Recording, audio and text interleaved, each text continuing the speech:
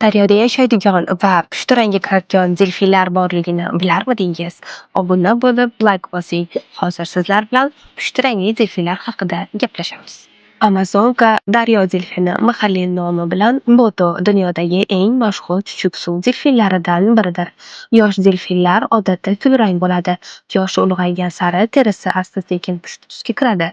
Ba'zan hayajonlanganda yoki faol harakat qilganda yanada pushtiroq ko'rinadi. Delfinlar orasida eng aqllilaridan biri. Ular muammolarni hal qila oladi.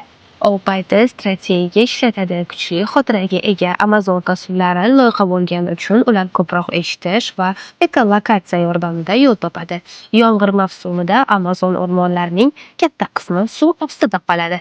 Pushti delfinlar esa daraxtlar orasida bemalol suzib yura oladi. Ular hozir qolib ketish arafasida. Negaki daryolarning ifloslanishi, noqonuniy ov, to'g'onlar qurilishi ularni ko'payishiga to'sqinlik qilmoqda. Siz hayotda pushti delfinlarni ko'rganmisiz? Izohlarda o'z fikringizni yozib qoldiring.